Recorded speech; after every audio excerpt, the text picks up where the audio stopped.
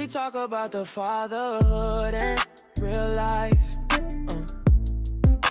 We talk about the pressure, but we show up, show up. They always say you reap just what you sow up, sow up. So you know we never slow up, slow up. We are the everyday dads unfiltered. Everyday dads unfiltered.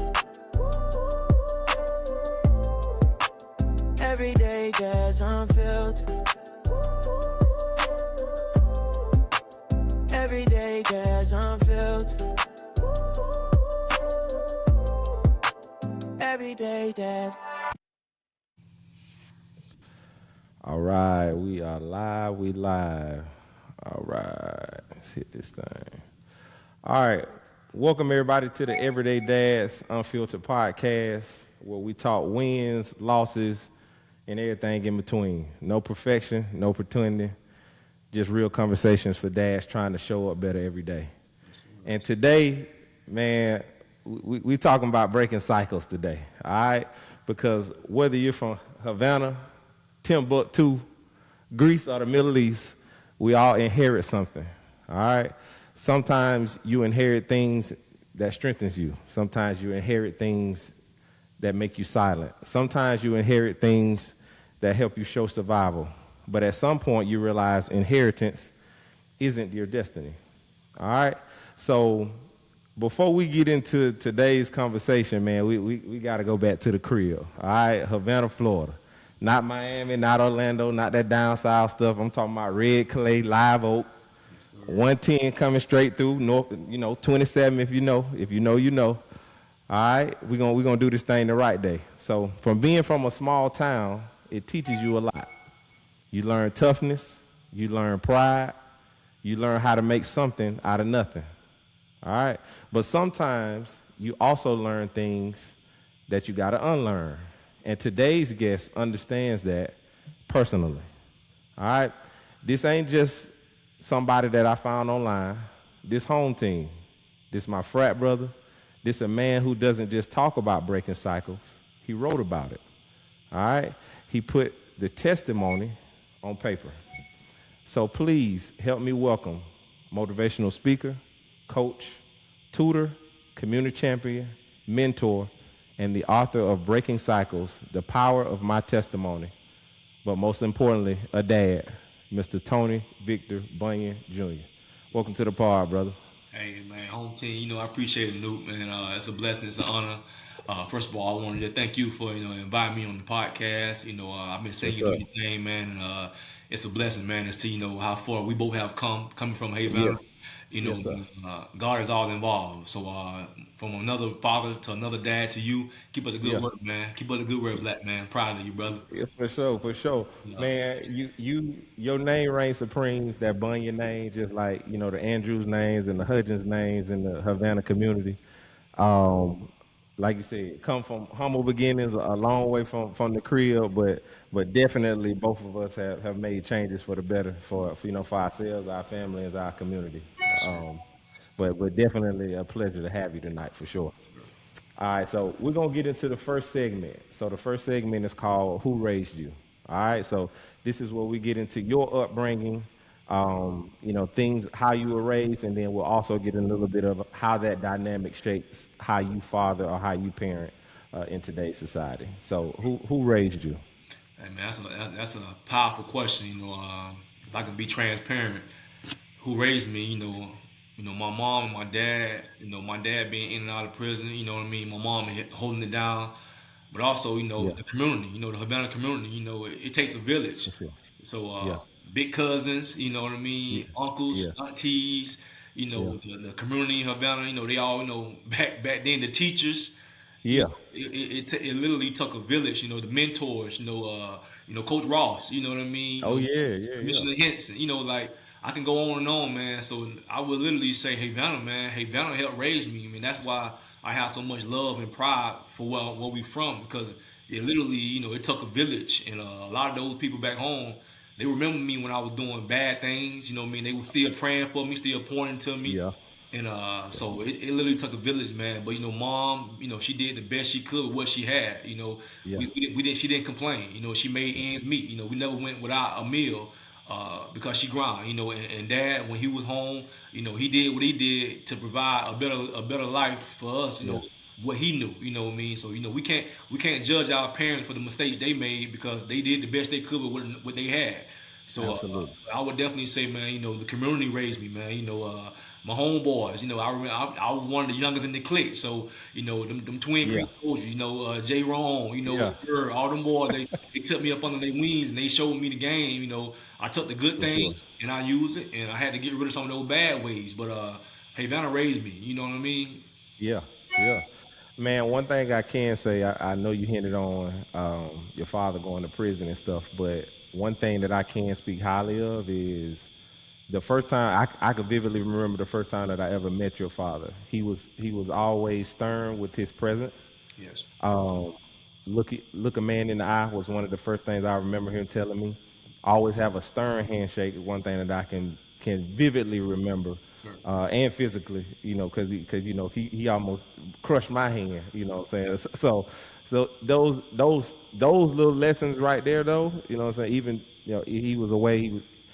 It was to me he was always present. You know what I'm saying in that regard, because I think he gave lessons to the young guys that he did see when he saw 'em of how to be a man, how to what I'm saying, how to be approachable in that sense, in that essence. So, but that's beautiful, man. But definitely for sure, Havana raised us. A follow up question to that: what are some things that we normalized in Havana, or did you normalize in Havana, that you later on realized that, okay, I had to unlearn these type of things? This is normal here, but what are some things that you had to unlearn from those life lessons and growing up from the community and stuff like that? Oh man, listen. I can write another book on that, man. That's a couple of cycles we had to break. But if I can pinpoint one thing, uh, it would be that street life. You know what I mean? Like we growing Yeah, up, we thought that street life was the way. You know what I mean? yeah, I wanted to be a rapper. You know what I mean? I was selling that weed. I was doing. I was a product of my environment. That's all for I was sure. around. You know what I mean? So Yeah, when you always around certain things, certain behaviors, you think that's the norm, and yeah, yeah, everybody's doing it. So I had to really understand, like everybody not hustling, everybody not doing for this. sure. It's a different way to make it out. Yeah, yeah, So I had to kind of unlearn those traits and those habits. But that knowledge of the streets, it helped me yeah, prepare me because now I'm a well-rounded person, and I don't judge people because I've been there. I came from that struggle. I know how it yeah, is when you're down to your last $5, and that's why you'll never know what you'll do till your back is against that wall. So you never for sure. judge people because if you ain't walked in their shoes. Yeah, 1,000%, Yeah, man. Cause I ain't never claimed to be a street guy. Cause Rosalie would have killed me. I know Okay, it. she would have broke me in two. But again, them life lessons and stuff, I picked up from being around all the street guys. That's right. Like even though I wasn't in the street guys they were smart guys in the classroom. Yeah, They, you know what I'm saying? They were the guys in the school or whatever. So it was hard not to even if you weren't in that lifestyle, you could still be, what I'm saying, they could still be an intricate part of your like everyday vernacular and stuff like that. right. So That's right. definitely learned a lot of stuff from them, picked up a lot of gems and stuff like that, and how you do and handle business these days as well. So And, I definitely the one thing understand about that when you say is, that. God allows us to see things, and some things we see is it's not for us to follow. It's for us to learn Yeah. what to do and what not to do. You know what I mean? That's Right. the choice we got to make. You know what I mean? And for a long time, I saw some bad things, and I followed the wrong Yeah. path. But that's why Yeah. I wrote that book, Breaking Cycles, because it's a choice we got to make. You know what I mean? Like Yeah. Yeah. you have a choice to go the right way or the wrong way. You know what I mean? Right. He Right. allows us to see everything, but that gives us a better opportunity to make that choice. He'll make us serve him. You know what I mean? That's a choice we got to make. So life is all Yeah. about choices, but you got to understand every choice will come with a consequence. Yep. So great segue, and we still kind of like talking who raised you. You wrote the book, Breaking Cycles. What specific cycles were you intentionally trying to break from, or were there just like multiple ones that you were focusing on when we talk about breaking cycles? To be honest, man, it was multiple. You know what I mean? Even now, it's still a cycle I'm trying to break. With me being the first one from my family, to go to college. You know what I mean? To graduate college. Those are cycles that had to be broken. But also, that street life. I didn't want my kids to experience what I had to go through. I didn't want my kids Yeah. to experience that struggle, you know what I mean, or seeing their daddy go in and out of prison, you know what I mean. One thing my dad Yeah. always told me was, son, I mean him writing me letters saying, no, I'm locked up, so you don't get locked up, you know what I mean. So, Yeah. and when I Yeah. finally when I got locked up, I felt bad. I'm like, man, I'm in this cell, my dad, he told me, he didn't want me here, you know what I mean. But I'm following, I Yeah. want to be like my dad, but he want me to do better. But I'm trying to be Yeah. like him. So Yeah. it's so many cycles, man. And even from the health standpoint, I Yeah. lost a couple of relatives from things that could have been prevented, diabetes. You know what I mean? Not Yeah. just some certain things that your own negligence could have prevented you from leaving him early. So it just certain mindset, Yeah. that struggle mindset where you're pulling each other down. You know what I mean? It's so much trauma we go through, especially as dads. You know what I mean? As black people, period. We walk around with trauma every Yeah. day. That we grown people, but we still walk around with childhood trauma. So it's Yeah. just so many cycles, man, and it's multiple. You know what I mean? And we can go down the Yeah. list of them. Having kids early. You know what I mean? Having Yeah. kids out of wedlock. You know what I mean? So we can go on and Yeah. on. But every family has those cycles that has to be broken, and somebody in that family has to break them. If not, they will continue and impact that next generation. Absolutely. Absolutely. Hey, he giving game. We just in the first segment, he giving game. Come on, tap in. Hey, Tap in. Last question in this segment. Who raised you? How does that help you better parent, or what things did you take from your upbringing that is an intricate part of raising your kids? One thing I would say, man, my mom and my dad, they both was very hard workers. You know what I mean? I Yeah. remember, my mom, man, she not complaining. You know what I mean? She come in, Yeah. work, she cooking, she cleaning. Yeah. She never complained. You know what I'm Yeah. saying? My dad, I remember, I tell this story to my kids. I remember washing cars with my dad. It was Yeah. winter time. My dad was a convicted felon, so he had to do his own thing. So he had a car washing business. And I remember washing Right. cars with my pops, and my hands was freezing. Yeah. And my dad was like, Junior, them bills don't stop. You know what I mean? Them bills don't care about your hands. And Yeah. for me, man, that's dope with Yeah. me. That like, as a young man, like Yeah. them bills don't care if you freeze. So if I gotta work, I'm always do something that I don't gotta work so hard. I'm always get me an education where I can do something that I enjoy doing instead of have to be out here in Right. this cold. You know what I mean? My hands are freezing. So Yeah. it's no life lesson, man. It just seeing my parents not complain, just doing what they gotta do to make ends meet, to provide for their family the best way they knew. You know what I mean? So that's one thing that I took from my people, and I want to pass on to my kids. And now, Yeah. especially nowadays, we work so hard, so our kids don't gotta go through what we go through. But now, like, damn, am I working so hard, making my kids lazy, making them entitled? You know what I mean? Like, what's Yeah. that balance? Yeah. You have to find that balance. You know what I'm saying? Yeah. I have a son who's 15, and I don't want him to get out here in this world and be a lazy man. You know what I mean? You gotta know Yeah. how to use your hand as well as your brain. You know what I'm saying? Yeah. So Yep. it's that working hard ethic, man. I remember a time black men used to be some of the hardest working men. You know what I mean? Yeah. Now Yeah. it's like we falling off. You know what I mean? Yeah. For sure. Yeah. Man, I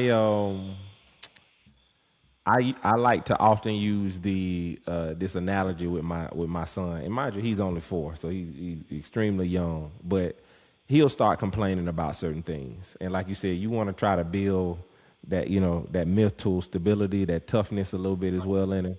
And one thing that I have him do is, and I forgot where I got this from, but from time to time when he starts complaining, I'll bring out a pen, and then we got our bricks and stuff on the frat. I'll bring out the brick. That's right. I have him pick up the pen, and then I have him pick up the brick. I say, now which one heavier? He said, that brick kind of hard to pick up, Daddy. I said, this pen is lighter and it's mightier. I said, I want you to have this mental type of understanding and intelligence, because we can do this hard work over here, but it's gonna be hard.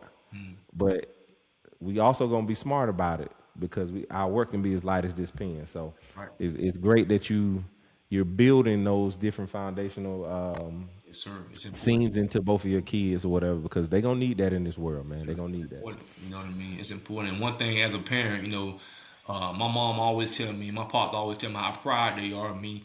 And the reason why they so proud, because listen, I'm out here taking care of myself. I ain't calling them asking for nothing. So the Yeah, best thing we can do as children is take care of ourselves. Our parents ain't got to worry when they know we out here yeah, handling our business. You know what I'm saying? So I teach my for son sure. that, like, once That's you go out here all. handling your business, son, take care of yourself. That's the best thing you can do for me. You ain't got to worry about me and your mama. I got you, mama.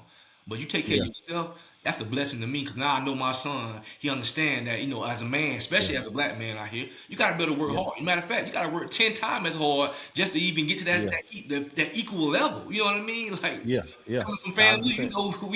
they taught us we gotta go harder than the next man, just Come to be on, in the same come room. on, for So sure.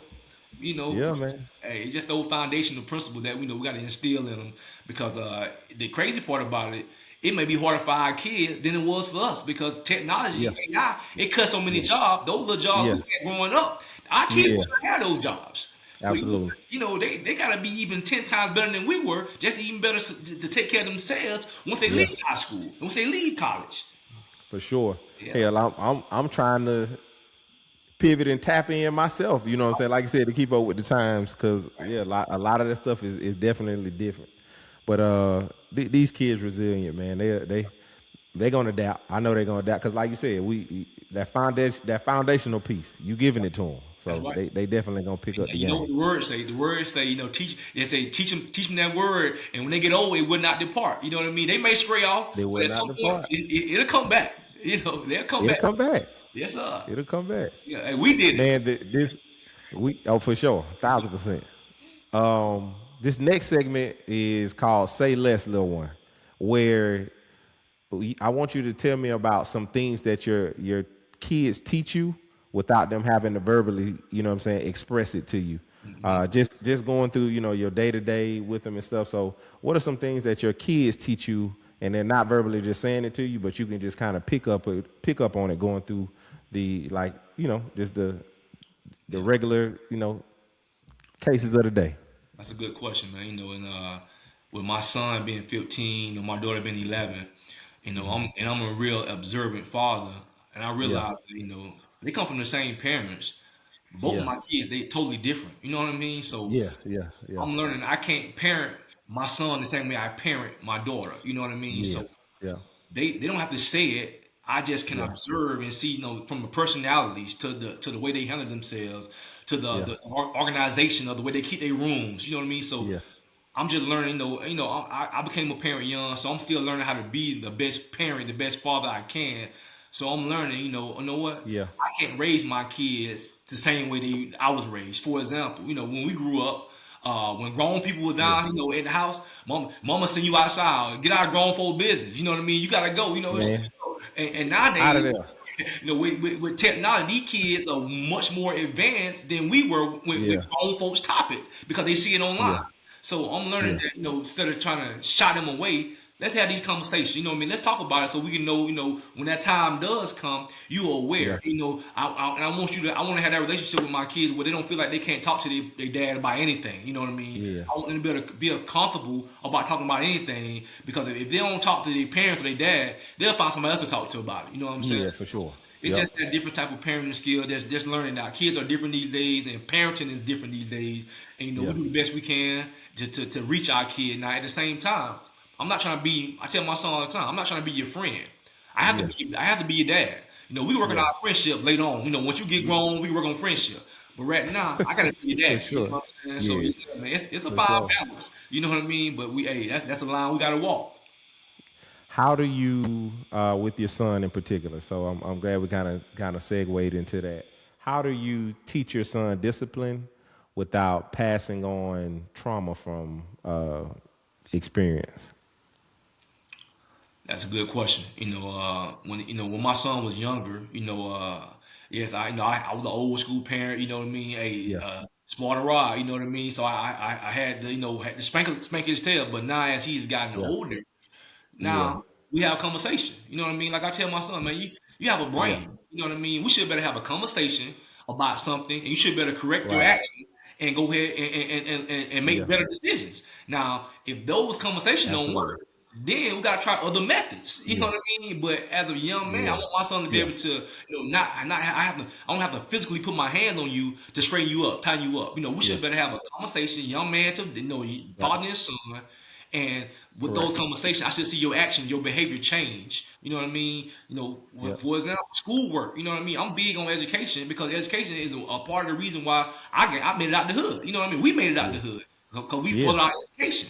So Yeah. I'm big on education, and when I see like my son, sometimes he feel like he get complacent, and if that's not working, I take his phone, I take his iPad, I take the TV out of his room, whatever I gotta do Yeah. to get your attention. You know what I mean? Yeah. Because this is all these perks are privileges because you handle your business. When you don't handle Come your on, man. business, now we gotta Yeah. shift. We gotta be adjustment. So Yeah. it's just those things, just being able to have a conversation though. You know what I mean? Especially as a black man and black young man. As a black man, we was taught to keep everything in. We got to be able Yeah. to express ourselves. You know Yep. what I mean? So that's one thing I'm trying to get out of my son, teach him now as a young man. So when he become an older man, he don't feel a certain type of way with expressing himself. Even saying the word "I love you." For a long time, Correct. I feel funny saying "I love you" because I knew Yeah. my parents loved me, but they didn't voice that. They didn't, they showed me, but they Yeah. didn't tell me. So even Yeah. when I became a parent, I felt like I love you. That's kind of it felt weird until Yeah. I Yeah. realized this is what my kids need to hear. They need to hear their daddy tell them I love you. You know what I'm saying? So Yeah. not only show it but hear it. I need to voice that. So it's those little conversation pieces like that, man.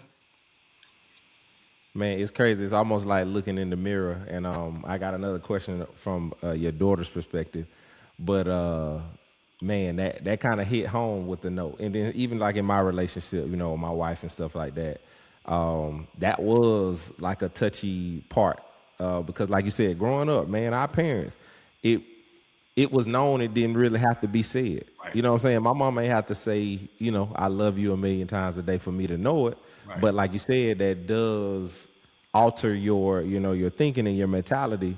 And then the next person may say, hey man, I grew up in a house where this was verbalized. Right.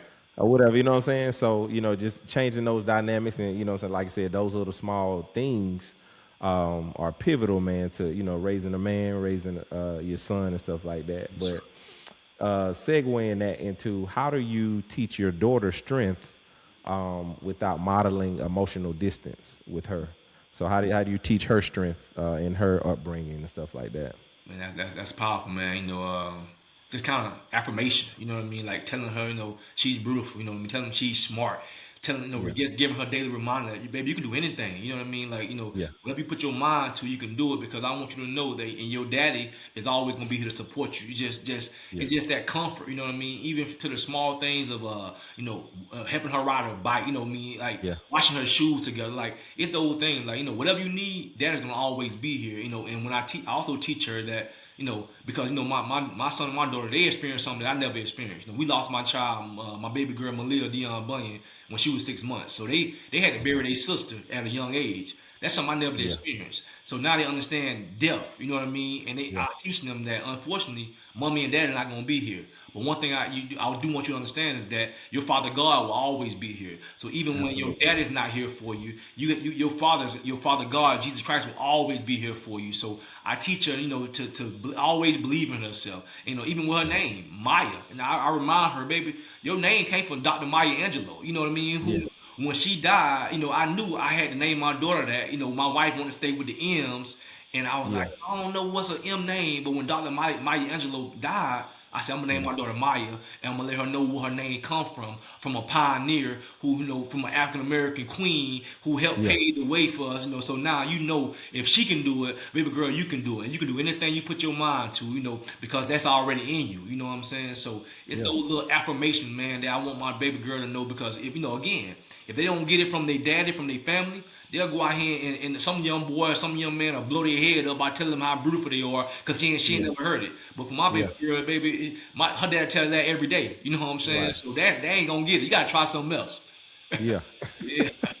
You gotta try something else. Hey man, I ain't mad at you, man. And again, strength and prayers to your family. Yes, sir. You know what I'm saying? I always know that, that's definitely probably a tough spot for y'all, but I definitely want to send my blessings to the family and stuff in reference to that, man. So But man, definitely a beautiful family. I definitely see the excitement that they have, and you know, we don't talk all the times, but just even through posts and things that you know illustrate online, I can definitely see how beautiful your family is, and how well you're doing in developing your kids, and as well as a stand-up man and father and husband that you are Yes, to sir. your family, And, man. you know, So the same to it, you, it, brother. it, You know it, what I mean? Like it's we good follow to each see. other on these social media platforms, man. I'm always Yeah, just proud of you, brother, because I know where we come from. You know what I mean? yeah, And beyond many of, especially many of us black males, for don't sure. make it out. You know, and if Yeah, you do make it out, you don't make it out with a clean worker. You know what I mean? yeah, You got some baggages. But man, but God has been good, man. You know, I don't take yeah. it for granted. You know what I mean? I don't take nothing for granted, man. So you keep doing the good work you're doing, brother. You know, achievement in every field of human endeavor. You know, that's what we do. Come on, man. Yeah, On the yo. Come on. yo, man. Come You on now. know, Hey, we gonna get into that too, cause I got a funny story about that. I'm gonna get into that too.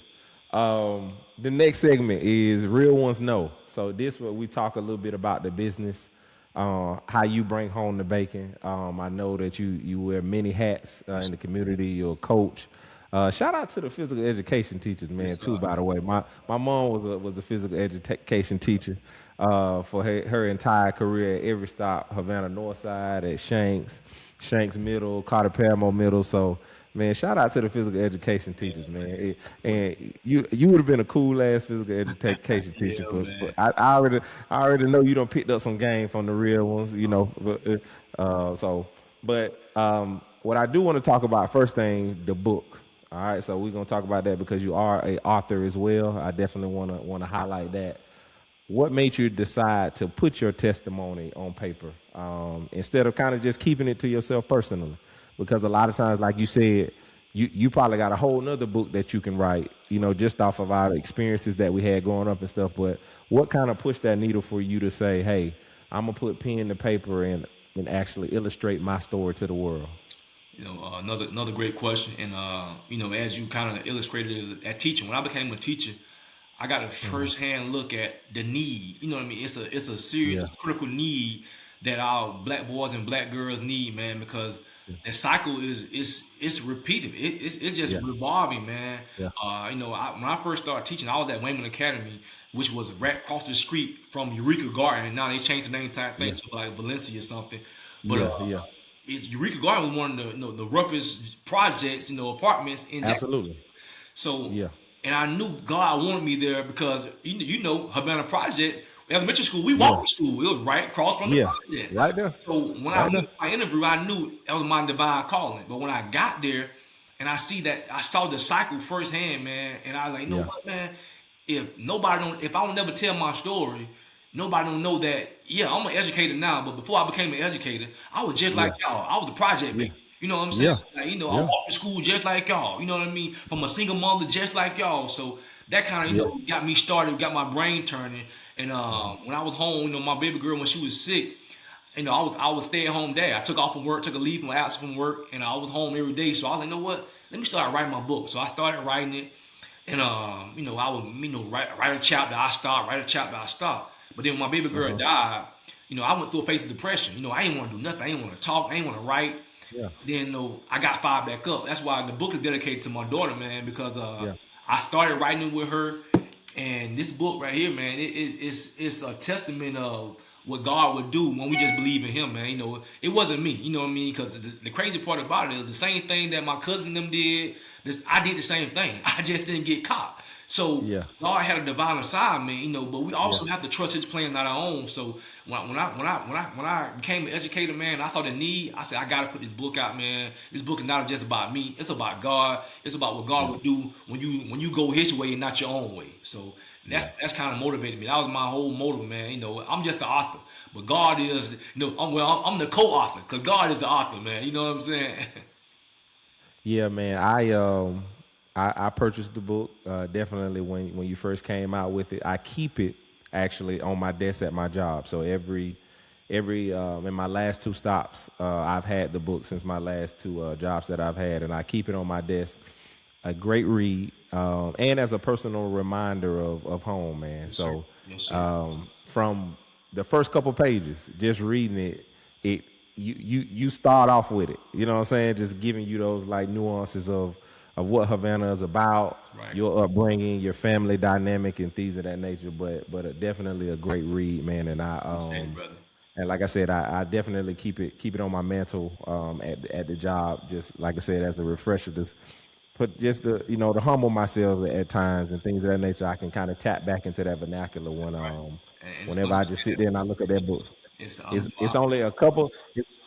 It's only a couple things that I keep on my desk. It's a specific engineering book, your book, and it's this other like Six Sigma thing that we have in engineering. yeah. Those are the only things that I keep there on my desk or whatever. Yeah, I'm man. always appreciative of that support, but it hits different when Yeah, it comes from the home team. You know what I mean? Like yeah, I tell for people all sure. the time, man, I'm always grateful for support. But when I get Yep, support from the home team, man, like it hits different, brother. So I appreciate it, yeah, man. And sometimes even though I wrote this book, I go back and read it myself, just reminding myself, like, bro, you have not arrived. It's yeah, still more cycles to be broken. You know what I mean? yeah, Like, yeah, it's more to be done. So it just keep me grounded, keep me locked in, man. Because sometimes we live in these nice subdivisions. You know what I mean? We come home. yeah, Nah, man, don't get it twisted, man. It's still more things to be done. You know what I mean? Because God said life and life more abundantly. The problem comes yeah, is we get complacent. He never get yeah, complacent with his blessings. We yeah. stop going. We stop grinding. And Right. where we from, man. One thing Havana taught us to do to keep grinding. You know what I Keep mean? Even grinding. from sports, from the diamond, playing baseball and diamond, Come man. on now. We gotta keep grinding. You know what I mean? He So it make he it t- he go on. talking the talk. He Hey, talking the talk, y'all. I from keep from telling you. from coach from your mom at Northside Summer Camp. Hey, baby, we keep grinding. You know what I mean? So we just gotta keep that fire burning, man. Just keep going and try to be great, man. That's it. Now, what were some things? I know you talked about depression a little bit. What were some other things that the book kind of forced you to confront or process from your own makeup as you were kind of going through the writing procedure and things of that nature? What were some other things that it kind of forced you to process? Oh man, pretty much a lot of my childhood trauma. You know what I mean? Like struggling. You know what I mean? Having to wear hand me down clothes. You know what I mean? Like just Yeah, those things you had to face. I remember my mom. Crying some nights. I remember my mom and dad. The domestic violence. When me being the older child, I yeah, remember a lot. I witnessed a yeah, lot. So it's certain things, dad, taking me to different women houses, like as a young man, like, yeah, for a long time, I thought having multiple women was a norm. You know what I mean? yeah, Because yeah, yeah, yeah, I had to kind of, like you say, I had to retrain myself because that's what I grew up around. So yeah, it's those little things like that childhood trauma that I had to kind of face and realize, I went through this for a reason, so I can learn what not to do as a married man. I know how to kind of maneuver yeah. myself differently. I'm not blaming mom, I'm not blaming dad because again, they did the best they could, Right, with the knowledge they had. You know what I'm right, saying? With the upbringing they had. So we all go through for childhood sure. traumas. So we just take the good, we keep the good, and we get rid of that bad. So I would just say a lot of childhood trauma, man. That struggle, man. That growing up, feeling like you less of it can do something to your psyche, man. You know what I mean? Like Yeah, you're thinking other people better than you because they got more, but really, that's not the case. You know what I mean? Like yeah, for example, I remember my home. You remember Courtney Bradwell, man. I, yeah, yeah, yeah, I used to love to go into Miss Lily Mae house. Miss Lily Mae, Courtney grandmama, man, yeah, the sweetest. Bless her soul, man. Miss Lily Mae was like a second mom to me, man. She welcomed me in, but I was like, yeah, this nice house, but it's all because Miss Lily Mae, she had an education, me, her, and if an yeah, education can get you to that next level, I need to get an education. You know yeah, what I mean? So it wasn't the fact that yeah, nobody was better than nobody. It's just people just work harder than other people. People just went farther away education than other people, and I had to learn that, man. So this book just kind of really just brought a lot of my childhood trauma in my face, and I had to face it. You know what I mean? Like if yeah. I had to get it out. You know what I mean? Because if you keep it in, it can become a cancer. Cancer Oh kill you. yeah, You know what I mean? yeah, So I had to just face it and realize I went through it for a reason. yeah, If my past is not going to hinder me from being great. My past is going to propel me to being great. You know what I mean? yeah, So I yeah, had to face it, man. So I would tell anybody, we all go through it. Don't hold it in. Get it out. Face it and yeah. deal with it and move on. Yeah, I'm like a therapy man, and I think that word is used a lot more in today's society and stuff like that. But I've definitely, what I'm saying, had to go in and kind of, lay my stuff out there, when it comes to therapy and things of that nature too. I haven't written a book in your regards, but I think it's kind of, one and the same probably, if I can, what I'm saying, kind of pose my own opinion. It seems like it was therapeutic to you in a way as well. So Yes. that's good to see and hear. Are we gonna see? I know we kind of hinted at you could potentially write another book, but are we going to see some other books or some other volumes from you in the future and stuff like that? Hey, right now I just trust God, man. This God put this book on my heart, and I had to get it out. You know what I mean? So right now Yeah, I'm just trusting Him. It's a lot of different visions, a lot of different plans I got. You know what I mean? yeah, But I'm just trusting Him. So we could see books. We could see a motivational speaker CD coming out. yeah, It could be a lot of different avenues, man. I even know I spoke with somebody about even turning the book to a documentary. You know what I mean? So yeah. it's a lot of different things that I want to do, but I just gotta trust His plan because sometimes I can do what I want to do, but it might not be what He has planned for me to do. You know what I mean? So I got you. but it definitely just keep me posted because it's more coming. You know what I mean? Hey, Greater is hey, coming. man. Hey, whatever it is, like you said, home team gonna support. Yes, You sir. know what I'm saying? If it come to a theater near you, I'm in there, and if it's in a paperback or a hardback, I'm gonna get me a copy, man. Yes, sir. Whatever it See is, that. for sure. Yeah, brother. Hey, this next segment is called Tucked In and Turned Up. So we gonna put away the kids here, and then we gonna have a little barbershop talk. Yes, All sir. right. So we're gonna have Tucked In and Turned Up. Now you've already alluded to it throughout the entire episode of upbringing, and I told you I had like a funny story about you a little bit earlier, man. Before I get into my first question, I've always known you as Tony Blaney, Right. TB. I always knew you how you were back in the day and stuff like that. So when I had joined the frat and stuff like that, and your LB Harold or whatever, he had y'all had just crossed and stuff. So I met up with Harold. We kicking it, parlaying. He said, "Yeah, man, I'm just happy, love my line brother." He said, "Man, I think one of the guys he from Florida too. He from up your way."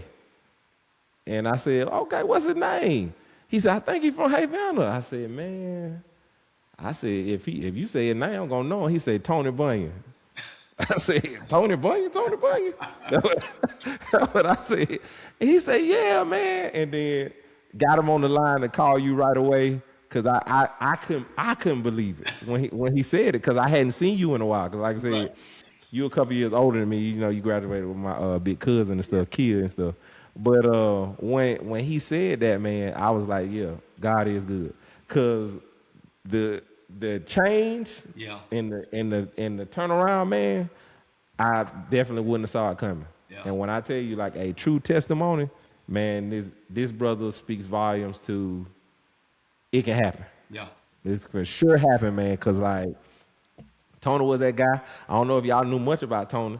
Tony was a hell of an athlete too. Now Yeah. yeah. Don't take the PE stuff for a fool. Yeah. Get out there and get your damn head cracked on that football field. There you go. Play around. I done been up there, many Friday nights. Okay, you tapping in. Yes, sir. In this segment, the first question I wanted to ask is, all right, what was the moment when you said, "Nah, this shit got to change. TB got to change Yeah. because if I don't, it's gonna go a whole nother way." What was that pivot moment for you? Man, that moment, I never forget it, man. It came in 2007 when my uncle Munt and my cousin Montez, when they got locked up, I knew I was gonna be next. I mean, I never forget that night, man. When I got the phone call, they called me and they said, "Cuz, we on the news." I said, "What y'all on the news for?" I was working at Dollar General. You know what I mean? I'm going to TCC, working at Dollar General. I'm hustling a little bit. Yeah. And I said, "What y'all doing?" They said, "Man, we shot a guy." And I never understood that because both of these guys know how to fight real good. They taught me how to fight. And I said, Yeah. both of Yeah. y'all shot one guy? And I couldn't Yeah. understand that. But that's when they was like, we the type, we're not riding with that fire, not going to use it. But at some Yeah. time, you gotta use your brain. You know, if you ain't gotta use it, I Yeah. felt bad because I felt like if I would have been there that night, they wouldn't have never shot that guy. You know, because I'm always Yeah. I was the brains of that clique. You know what I mean? Yeah. Yeah. Yeah. I'm a thinker, and them guys was Yeah. impulsive. You know what I mean? They were very impulsive. Yeah. So when Yeah. that happened, though, I knew God was telling me, if you don't change your life, you're gonna be next. You know what I mean? So Yeah. at that moment, I knew at that moment, man, either I'm gonna have to change my life, or I'm gonna be locked up, or I'm gonna be dead. So that Yeah. was that pivotal moment for me, man. And it was a struggle. I ain't even gonna lie. You know what I mean? Even with me, I'm smoking weed every day. You know what I mean? I'm Yeah. going to school. I'm hustling. Like and what God did, He had to move me away. You know what I mean? I had to leave Tallahassee. I had to leave. First of all, I had to leave Havana, move to Tallahassee. Yeah. But then Tallahassee was so close to Havana, I could easily go back and forth home. Yeah. It wasn't further enough for me. So He had to Yeah. get me away from all my comfort zone, and He had to move me to Jacksonville. And that's the Yeah. best thing that happened to me, man. When I moved to Jacksonville, I ain't know nobody. I can start my own slate. I don't know no weed, man. I don't know where to get no cocaine from. I don't know nobody. So Yeah. Yeah. Yeah. I can start me a new slate. You know what I'm saying? So and that's what I did, man. And I can't even talk about this without giving honor to my wife, man. My fiance at the time, because when I met that young lady, man, she wanted Yeah. the best for me. You know what I'm saying? Like, she wanted to take me to church, and that was something I wasn't used to. You know what I mean? Like, Yeah. to go to church, like after church, she want me to bless the table. Bless the table. What you Yeah. come from? You know what I'm saying? So it was new, and I gravitated to that. That because it was Yeah. so new. I wanted to know more about her. You know what I'm saying? And Yeah. she told me, she said, Tony, you got to get away. You got to move to Jacksonville. And I listened, man. I did, and now the rest is history. You know what I'm saying? I became a better person, a better version of myself. Yeah. Yeah. Great segue. You mentioned your wife. What does breaking cycles look like in your marriage? Man, that's powerful. Yeah. One thing is being faithful. You know what I mean? Being faithful to my wife. Being content with one woman. You know what I'm saying? That's something that not only I see my pops. He struggled with that. A lot of my friends, a lot of my family members, they struggle with being content with one woman. You know what I'm saying? Especially coming from Havana. You know what I'm saying? Like, we see it all the time. We see a lot of broken homes. You know what I mean? My dad was a Rolling Stone, what they call him. I got brothers and sisters on the outside. You know what I'm saying? Yeah. And I told mom, I didn't want that for my kids. You know what I mean? I wanted Yeah. to be in the house with all my kids. So Yeah. that's one thing breaking cycles look like in my marriage. Like, all my kids, they up under the same roof with me. I don't have them all over the city, with different houses. So that's one cycle that I had to break. You know what I mean? Like, just being faithful, being a husband to my wife and my wife only. You know what I'm saying? He who finds a wife. Finds a good thing. Come on, man. We talking the talk. Let's keep talking it. Yes, sir. Come on now.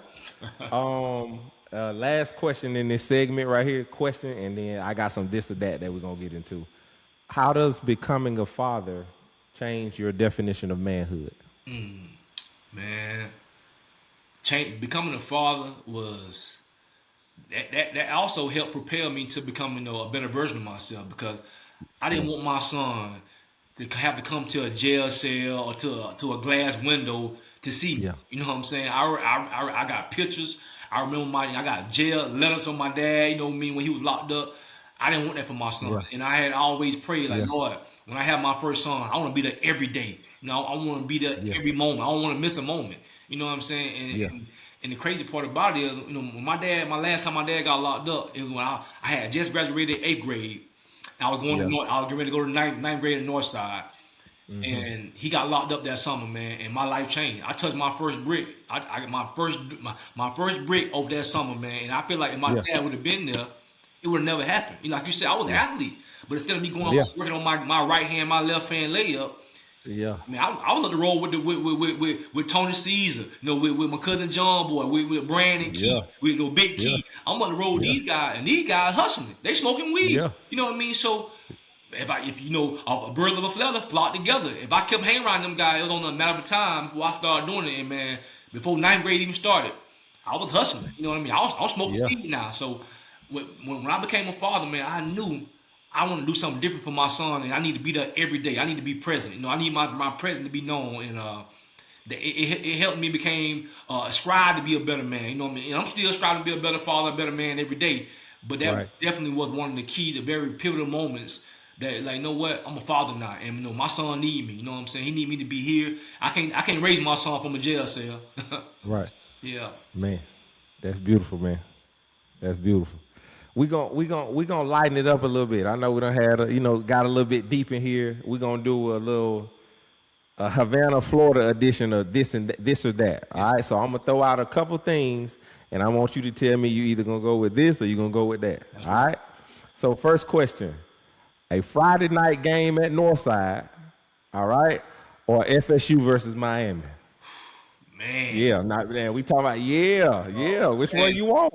Listen, Yeah, that's yeah, I'm a big Florida State fan, man. But yeah. That's why I threw that in back in there. the day, them Northside games, man, going through the fence, man. Listen, I'm gonna have to. Hey, that environment was electric back then. Come on now, talk about it. It just being able to be around, the home team, everybody coming Yeah, out. I'm gonna have to go with that. I'm gonna have to go Northside, man. It wasn't nothing yeah. like it. Okay, You all know what I mean? right, So okay, before all I right. before I even went to a Florida State game, I was going to Northside games. You know what I'm saying? Yeah, So yeah. I gotta represent the home team, man. All right, so listen here. We both, FAMU grads, all right? FAMU homecoming or a let out at Mickey's after the game and then pop over to Club Escape. Which one you want? Oh man.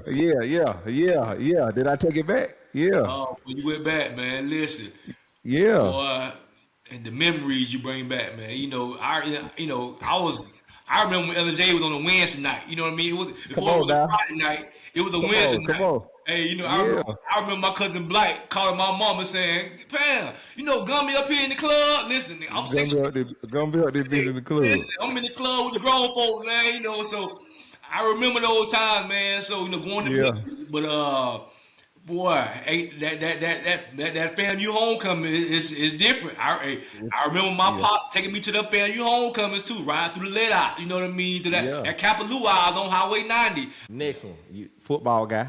Okay. You for sure. Yes, You sir. for sure. I knew you was out there. I done watched you many a nights get down out there on that field. EG football or Northside So, football? oh, Yeah. Yeah. I spent 2 years at Yeah. EG. I spent 2 years Yeah. at Yeah. Northside, but I also remember as a middle school, going to the Northside game. Jamal Enza, Come on. Mike Knight. Come on. Yeah. Come on, Yeah. man. You know what I'm saying? Yeah. High dog. Hey, I remember them boys, man. So I gotta go with the Northside, man. Hey, I ain't mad at that. I ain't mad at that. Hey, well, them boys was something Yeah. serious back in the day, man. Come on. Leave and chase bigger or stay and build local? Man, that's tough, man. I think sometimes, we gotta Yeah. get away Yeah. to come up. And this when we get away to come up, then we Yeah. can go back Yeah. and help out. Yeah. You know what I'm saying? So it's hard to build where you're from, man, because it's some love Yeah. back home, but also it's some hate back home too. Absolutely. People want you to do Yeah. good, but they don't want you to do better than Absolutely. them. You know what I'm saying? So I think we got to get away sometime Yeah. to come up, man. You know what I mean? Every everybody can't stay home. You know what I mean? Especially not in Havana. It's not Yes, enough for for everybody. sure. You know what I'm saying?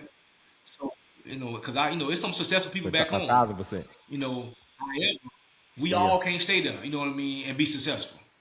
You know what I mean? So some people got to Yep. get away, and some people got to come. We can come back and be able to give and support different initiatives in that manner. But I don't think everybody can stay home, man, and be successful as we would like to be. Indeed. Respect is automatic or respect has to be earned? That G code, respect is Yeah. earned. You want respect, you gotta give respect. You know what I mean? It's not, and especially nowadays, nothing is automatic. And nowadays, you can give respect and still be disrespected. So you gotta be secure to Yeah. who you are. Yeah. You know what I mean? Because you can't let somebody trick you away Yeah. from your family. You know what I mean? I remind myself Yeah. that every day. You know what I'm saying? Like I got a lot to lose, and some people they ain't got what to lose. Like we got what we Right. have to lose. So even though we give respect, sometimes we gotta just be the bigger person, Yeah. and walk away. You know what I mean? So because you might not get that respect Right. that you give. You know what I'm saying? But the word say the Lord will fight our battles. And at this Yeah. age in my life, I need him to fight my battle, man. Because if I gotta do something to somebody, I don't want him to leave my family, because of a mistake, because I lost composure over something I couldn't Right. control. You know what I'm saying? Right. Yeah, man. Grind in silence or talk through your pain. You Yeah. gotta talk through it. You gotta talk through it. And look what me and you doing right now. I mean, we gotta share our story because what you going through, believe it or not, somebody else going through it too. You know what I mean? Absolutely. And I do a prayer call with men 3 times a man. And one thing we say on that prayer call, if you want to be saved, you go to the Lord. Yeah. If you want to be healed, you go to your brothers. You know what I mean? Because we all going through similar things, especially as married men. You'll be surprised how many similar things, similar events that we have that we need to talk to each other. They say iron sharpen iron. So we gotta go to each other. We gotta talk about it. You can't hold it in, man. You hold it in, you might blow up at the wrong time. Last one. This or that. Then we're gonna do dad gems. Give it dad gem. Shanks versus Northside basketball game in the 2000, or field access to a Jazz game. Yeah. Man, Nah, I'm a big Jazz fan. like you said, the Jamal Enzo or the Larry Mike Night. Come on, John Andrew, Keyboy, huh? Andrew, man, Yeah, hey, Keyboy, you remember the basketball game? Your cousin, y'all, y'all and Mike Knight, oh man, I'm talking about Quez, Yeah. Quez and Marquis. Ran. Oh man. Ran, come come on, man. Like Big you had to be able to see it. I mean, Big Greg got there. Big Greg in that paint. You know what I mean? Like, hey, you had to be there to see it, man. I'm talking about. Oh man, you had to be the pack. You can't even no seat. No, you can't even sit down. You gotta stand up around the wall. What you doing? You going to Northside game, or you want that field access with the Jazz? Listen, I'm going to the Northside game because that field access, they don't want them players don't want to talk to me. With home team, I might get a high five on the sideline.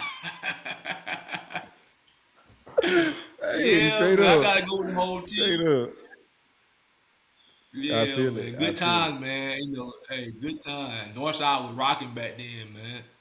Yeah, man. I just wanted to take you back down memory lane a little bit right there. This is the last segment here. Dad gems. I always like to end it with a gem that you can give dads, like you said, who might have been in your situation, who hasn't been in your situation, but something that they can take in life and kind of use it to their advantage as they go through their fatherhood journeys as well. I'm gonna pass a gem down that was given to me from my wife, granddaddy, Elder Griffin. God bless his soul. And I because I never had a granddaddy, that I got a chance to get to know. I gravitated to him while he was alive, man. And one thing he told me, he said, Tony, if your marriage is successful, it's because of you. If your marriage fails, it's because of you. And I said, well, granddad, that's a lot of pressure on us. He said, you the head. So before you go to sleep at night, you should be the one praying over your family. Make sure the doors are locked. Make sure the kids are tucked in. That's your job. That's what the head does. So I'm going to pass this gem down, man. God have given us the assignment to be the head of our household. And our wives are the neck. The head can't move without the neck. Yeah. You know what I'm saying? So it's a team thing. Yeah. So it's a lot of responsibility, but we built for it. So, it's not easy. Yeah. But what is it? Nothing worth having is easy. The enemy don't want the marriage to work. He don't want that because that's ordained by the Lord. So anything that's ordained by the Lord, the enemy want to tear it apart. You know what I mean? That's why the divorce rate is so high now, because they don't want that. When the man is in the household, that's a powerful family. You know what I mean? So if you go back to history, man, and I talk about this a lot. When they took the man, they were sending the man to the army. They were locking the man, mass incarceration, taking the man out of the household. Yep. When they took the man out of the household fell, the community fell, the state fell, then the world was getting ready to fall. Yeah. That's why the man being present is so critical, because we change the tone of things when we are present. You know what I mean? Things go a little smoother when we are present. And I gotta give credit to the woman, because when the man is not present, that woman, she holds it down. She holds it down. You know what I mean? But she can do a lot better with that man present. You know what I'm saying? So I'm just want to report to all the men, all the fathers out there, man. It's not easy, brothers. but keep doing the best you can. You know what I mean? There's no book for it. You know what I mean? Everybody's story is different, but keep doing the best you can and let the God do the rest. You know what I mean? You are the head. You know, with being the head, that comes with many responsibilities. You know what I mean? And with being the head, then know somebody always watching. You know what I mean? So we have to watch our conversation, watch our character, and watch our conduct because somebody's always watching. So man, just keep doing Yeah. keep doing the good work, my brothers. I will leave y'all with that. Hey man, I always like to follow up the gym with a gym. Definitely well said. Um, you can't demand respect if you don't model discipline. You Amen. can't demand respect if you don't model discipline. So that's my gym for the night, man. This really hit home, man. I definitely appreciate your time, man. Your presence is definitely needed in not only where you are now, but in this world, man.